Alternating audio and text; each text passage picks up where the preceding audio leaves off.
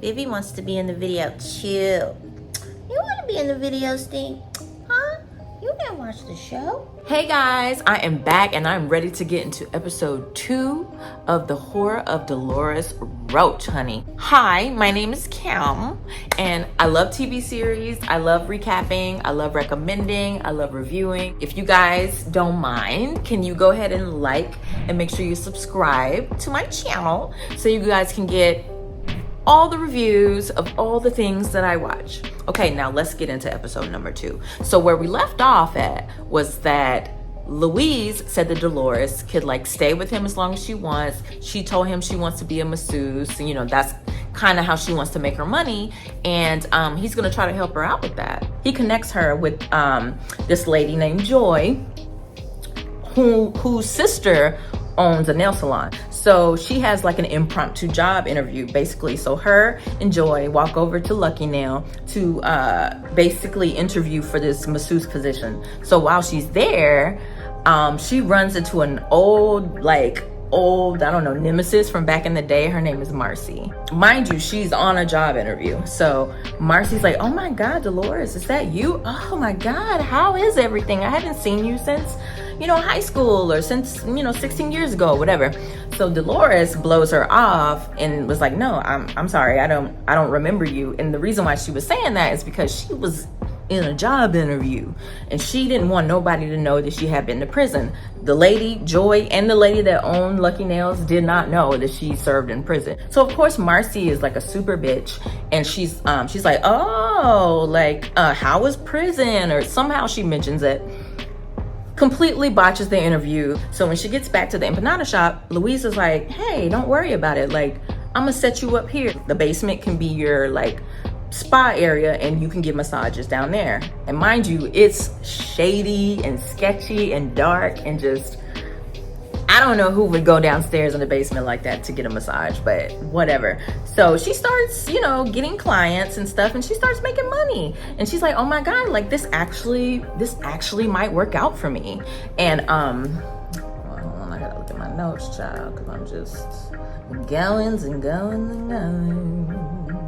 Yeah, so she sets up her masseuse gig in the basement. Her first client is this very obnoxious podcaster that lives upstairs, which actually will make a whole lot more sense since this series is based on a podcast, and essentially that podcaster is supposed to be the guy that started the podcast that was adapted to be an Amazon series. So, he's like, oh my God, that was amazing. And then just word gets around that she's got magic hands. They call her magic hands.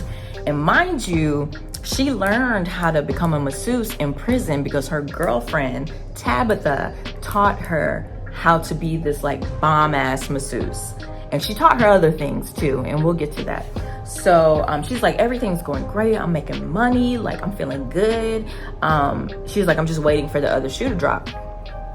Obviously the other shoe drops, right? The landlord comes in. His name is Mr. Pearlman. He comes in, and starts calling Louise out, who's the owner of the empanada shop, starts calling him out and being like, dude, you're $11,000, in debt and back pay for mortgage.